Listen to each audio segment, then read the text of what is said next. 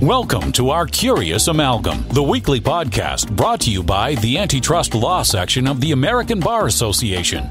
Our Curious Amalgam explores the fascinating and increasingly overlapping world of competition, consumer protection, data protection, and privacy law. Each week, we bring you leading global experts on the most compelling issues of the day. Enjoy the show. Hello and welcome to our Curious Amalgam. I'm Alicia Downey, and the title of today's episode is, Who is Steve Cernak? Meet the 2024-2025 chair of the ABA Antitrust Law Section. Every year around this time, the Antitrust Law Section, which sponsors this podcast, changes their leadership.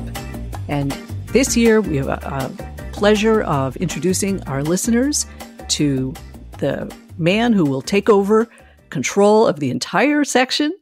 He's been working for years, working his way up the ladder by serving in many different leadership capacities within the section. He has given so much back, not only to the section, but to the legal profession and to the next generation by teaching in law school. So I think you'll all really enjoy meeting him. My co-host today is Puja Patel. Hi, Puja. Hello, Alicia. Puja, would you like to introduce our guest and kick off the conversation? I would be delighted to. Steve Cernak is the chair of the ABA section of Antitrust Law for the year 2024 to 2025. Steve is a Michigan-based partner with Bona Law PC, an antitrust-focused boutique firm. His previous experience includes 20 years in-house at General Motors, where he worked on mergers, antitrust litigation, and global antitrust compliance. He's also a prolific writer. In addition to countless articles and blogs, Steve is the author of a textbook entitled Antitrust Simulations, which he uses in the antitrust courses he's taught at Wayne State University, University of Michigan Law School, and the Thomas M. Cooley Law School Corporate and Finance LLM program. So with that, welcome to our Curious Amalgam, Steve. Puja, thanks very much. Happy to be here. Well, the first thing I'd want to ask is, we're curious about your path to a career as being an antitrust lawyer. When I was growing up, I did pretty well in grade school. So my mother told me, well, maybe you could go on to become a doctor or a lawyer. And I knew I didn't like being around sick people. So I said, well, I guess I'm going to be a lawyer. My mother went out and got the only book about law careers in the local library, which happened to be a biography of Ralph Nader, which is really ironic when you consider that I ended up working at the General Motors legal staff, and I'll let your listeners Google why. Then went on to the University of Michigan. There's no pre-law degree, so what am I going to study for 4 years before going to law school? I chose economics because I had always read my dad's Wall Street Journal, Adventures in Capitalism, sounded a lot of fun. And I really got to like that, especially the industrial organization part of economics. So decided, great, I think I'm going to get both a JD and some sort of advanced degree in economics at the same time. And my parents said, yeah, wonderful. How much is this going to cost again? And we found that, staying at the University of Michigan as an in-state student at the law school and in the graduate program for economics was cost competitive. So we were able to work that out. So I got 2 degrees in 3 years at U of M. Needed to save some money during my first summer in order to pay for my second year of law school. So needed to stay at home in the Detroit area and really wanted to stay in-house. I knew I did not want to be a litigator. I'm not cut out for that. So I'm looking for an in-house job after the first year of law school in Detroit. Turns out there's one place that was hiring that met all those criteria, and that was General Motors. So I ended up working the first summer at General Motors. They put me in the antitrust department because at the time there was an antitrust department. Enjoyed it, didn't know much about it, still spelled antitrust with a hyphen, but liked it a lot. Ended up going there right after graduating from law school, spent 23 years there, always doing some sort of antitrust, often doing something else, advertising review, managing lemon law litigation. Left there and went to Schiff Hardin in Ann Arbor. Spent 7 years there, and now I've spent over 4 years at the Bona Law Boutique here in the Detroit office. I have a quick question. How many years have you been active in the section, the Antitrust Law Section? Well, I have to look that up. So I was the chair elects counsel in 1996, and then obviously the chair's counsel the next year. We called them assistants, so I was really a chair elects assistant back then. But I actually started the year before because Bob Weinbaum, who was the person I was assisting, who was in-house at General Motors at the time and my boss, thought he was going to be nominated the year before. That turned out not to be true. Somebody else, Jim Loftus, along with Barry Nigro, ended up getting that job. But I started unofficially in the leadership in 1995, officially the year after. And Steve, turning to your term as section chair, what are your goals for this year? Well, I think what your listeners are going to see are probably three different things. Substantively, we're going to have some material on dynamic competition and complexity economics. We'll have some art. There's a couple symposium issues of the Antitrust Law Journal that'll be coming out, and we'll probably have a panel or two at the spring meeting. Not a lot of different programs, but I want to introduce or maybe reintroduce, depending on how old you are, both economists and lawyers to some of those issues that were interesting back when I was doing graduate work in economics and are becoming more popular and more interesting here now. I'm also going to be focusing on internal things within the antitrust section. I don't need to bore the listeners with the inside baseball, but I think you'll see a couple, in hashtag terms, you'll see a couple of themes coming out. First, when it comes to our programs, our CLE programs, you'll see hashtag 6 continents. That is, we're going to have CLE programs on 6 different continents in the next year or so. We're going to take advantage of the fact that my predecessor, Fiona Schaefer, has connections to both Australia and South Africa. We're going to go in both of those locations, and we're going to hit every other continent other than Antarctica. So you'll see an awful lot of that. But then I want to make sure that everybody understands that we, the antitrust section, are more than CLE programs, certainly hashtag more than spring. And so I'm going to make sure that in social media posts and in other places that we talk about the other content and community activities that we offer to our members and other customers. So obviously different kinds of content, like, for instance, Our Curious Amalgam, but Trust and Trade, another podcast, lots of different articles, more than 100 articles each year posted on our website, more than 100 different webinars free to our section members, antitrust law developments and other books, the Antitrust Magazine, Antitrust Source, the Antitrust Law Review that I've already mentioned, plus Women.Connected, Diversity Advanced, the various diverse squads, lots of different ways for people to get involved and join in different communities. We're going to make sure that we highlight all those other areas as well. And if you had to pick one, what is the one program, initiative that you're most looking forward to in this year? Well, really, I would go with more than just one program. Is as a leader, but certainly as the chair, I get a chance to interact with lots of different members of the antitrust section. Some new, some old, some folks who have been in the section even longer than I have, who remember spring meetings even before the Omni Showroom. Other folks who are brand new, we always have brand programs for brand new leaders to the antitrust section, and folks who are just joining the section as members, either as law students or as young lawyers or economists. So one of the things that I really look forward to is meeting new people, but also having fun with the folks that I've known for years or even decades. Now, a lot of the times, the section chairs will wind up being interviewed on television, being asked about antitrust issues of the day. The question I have for you is, if you were asked what sort of legal trends in the field of antitrust or consumer protection, which of course is the other big focus of our section, what do you think will be the trends that will have the greatest impact on section members and their clients? I think two that I'd focus on. At a high level, antitrust law is no longer settled.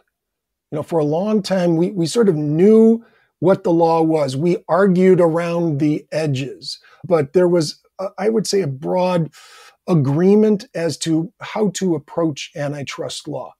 So much so that when, I graduated law school and back in the late 80s, some of my fellow classmates said, well, why are you going into antitrust? That's a dead area. It's certainly not dead now. And for the last, say 10 or 15 years, when people ask me, what kind of law do you practice? I say antitrust, and they think like trust and estates.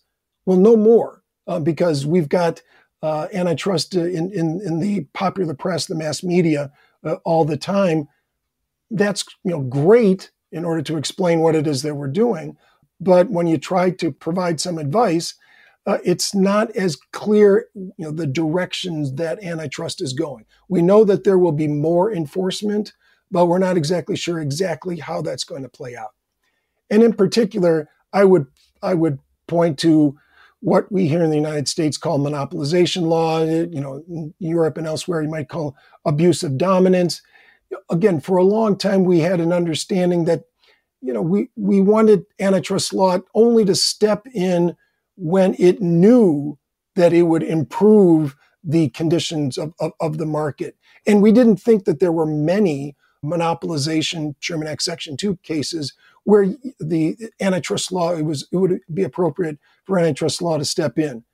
Now, I think that there is a greater willingness to at least explore more times when the antitrust law, whether in terms of private antitrust law cases or enforcement actions by the enforcement authorities, should step in and try to change the way a large and successful company, let's call them a monopolist, is acting in some way. So I think that's those are the big trends and the more particular trends that I'm going to be focused on.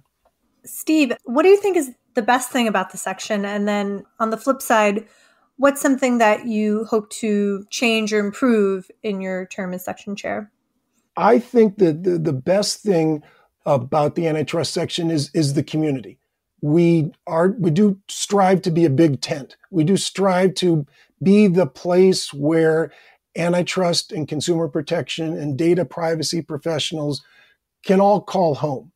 We don't all always agree on exactly what that law should look like, what the enforcement priorities should be, but we all can consider ourselves at least colleagues, in some case friends, sometimes really good friends. We get to know each other, get to know each other's family and the like. I think that when we talk about content and community within the antitrust section, I really like the community that we've built and that we're continuing to try to broaden out to encompass everybody who practices in the antitrust, consumer protection, and data privacy space. As to the something that I'd like to improve, I mean, the antitrust section is sort of a small business. We've got several single-digit millions in expenses and revenues each year. We hold great big programs. We've got more than 700 volunteers who are leaders within the section, many hundreds more who are involved. And yet, every year we've got a new person coming in. And every year, this person has different priorities and different themes that he or she wants to move towards. I'd like to try to get a little better sense of continuity. That is, what I'd like to do is work with my successors, Renata Hesse, Melanie Aiken, even more than I've worked with my predecessor, Fiona Schaefer, who's done a fine job in this area, to try to at least explain to Renata and Melanie what it is that I'm doing, why it is that I'm doing it, who it is that I'm working with, why I appointed this person to this particular task force or committee, my suggestions on what they should be doing in their years, so that there's a greater sense of continuity, so that we are not just a cult of the personality at the top of the antitrust section, but instead, somebody who, we run this place like really more like the small business that it actually is.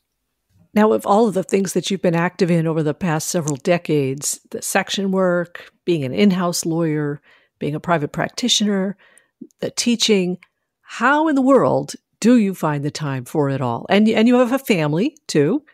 So what's your secret?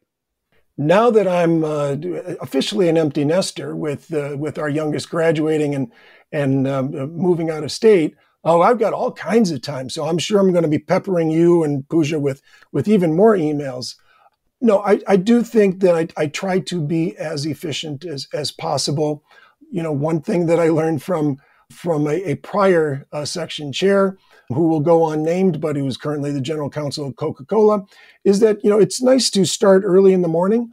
He would send out emails at 5:30 in the morning. I made the mistake of responding to one of those right away once, and he knew that I was awake and working at that point. So, from then on, Brian and I would do our ABA work at 5:45 in the morning or so.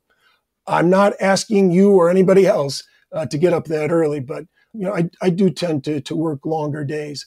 I also, this year, I'm going to try to depend on others in the section. Again, that goes with the theme of this being a small business. This is not just, the Steve Cernak section, it's the Antitrust Law Section. We've got great leaders in antitrust, consumer protection, data privacy. We've got a hierarchy of officers and council members and committee chairs and the like. I'm going to ask all of those people to do their job. I'm going to try to give direction, but then I'm going to also try to give them the freedom to do their work, because I still only get 24 hours in every day, and I don't have all the answers. I want to tap into the expertise of all the other great leaders within the section. Well, I stand in awe of your energy level and the fact and your enthusiasm as well. Switching gears now, I want to ask you a question that we like to ask many of our guests to get to know them a little bit better as people. Can you tell us something interesting about yourself that is completely outside of your professional life?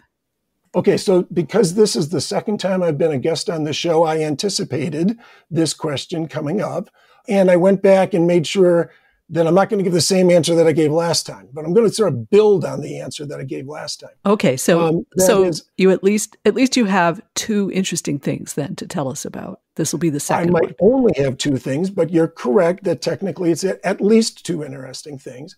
Your listeners will not be able to see the picture of Comerica Park right over my left shoulder, but I do spend a lot of time not only playing baseball, managing baseball, as I talked about last time around, but watching the Detroit Tigers play. I've got season tickets to the Detroit Tigers and have for 21 years now. So that means that I've seen a lot of interesting professional baseball experiences. I've watched the All-Star game in Comerica Park in 2005, but also watched it in Tiger Stadium in 1971. I have seen players hit a home run out of Tiger Stadium, both left field and right field, which is somewhat unusual. I have seen all the World Series and playoff games that have been held at Comerica Park. Unfortunately for the Tigers, that's not that many, but I have seen all of them. I was in attendance at the Armando Galarraga, what should have been a perfect game. Again, you can Google that to look that up, but that is one of the few times when I was arguing with the first base umpire and was actually correct. And then finally, in a rare baseball trivia moment, I saw the last time that any player hit for a natural cycle. That is, a cycle is one player having a single, double, triple, and home run in one game. A natural cycle is when you do that in that order. There have only been 14 times in Major League Baseball when that has happened. Last time was 2006 by Gary Matthews Jr. of the Texas Rangers and at Comerica Park against the Tigers, and I was in attendance. So that's your baseball trivia for today. Phew! Have you ever caught a foul ball? Several times, and because there was a friend, somebody was just a fan sitting next to me, who's become a good friend, and she would always yell at anybody who caught a foul ball to give it to a kid, because the kids will always value it more than us adults. Every time I've caught a foul ball, or when one of the coaches has thrown the ball now over the net into the stands, I've given it to a kid. So I always look around every game I go to, make sure that I've got a kid somewhere nearby that I can hand a ball to. Very good. And so for our final segment with you, we're going to play a little game we call The Curious Hat. And now it's time for The Curious Hat. The rules of the game could not be more simple. I'm going to ask Puja to pull a random surprise question out of a virtual hat. So take it away, Puja. All right, Steve, if you were given $50,000 on the condition that you had to spend it all in 1 hour, what would you buy? Wow, that's tough. I don't know that there are a lot of things that I would end up buying. So I would try to buy some sort of experience. Maybe, like a trip around the world, or maybe some sort of tour of Europe where I've never been. I hope to spend some time. Remember, #6 continents. Hope to spend some time in the next 12 months. But perhaps taking a tour of Europe, plenty of places in England and then on the continent that I'd like to go to, and perhaps back to where my grandparents came from 100 plus years ago, Bratislava in Slovakia, what is now Slovakia, and spend some time there. So I would certainly spend it on an experience, probably a travel experience. $50,000, I would hope, would get me some nice hotel rooms. Well, I know you're looking forward to a year of lots and lots of travel, so I do hope you get to see as many places as you want during your year as a chair. Thank you very much, Steve. Thank you, Puja. And thank you to the listeners. We'll look forward to next week's Our Curious Amalgam. Thank you for listening to this week's episode of Our Curious Amalgam, a competition, consumer protection, data protection, and privacy law podcast. It is produced and shared around the globe by ABA's Antitrust Law Section. The opinions expressed by the participants in this podcast are their own and do not necessarily represent their employer or other organizations. If you like what you heard or would like to become a member of the American Bar Association, please check out what the Antitrust Section has to offer at ambar.org/antitrust. You can learn more about our podcast at ourcuriousamalgam.com. If you have comments, suggestions, or podcast ideas, please reach out to us at podcast@ourcuriousamalgam.com. Until next time, thank you for listening.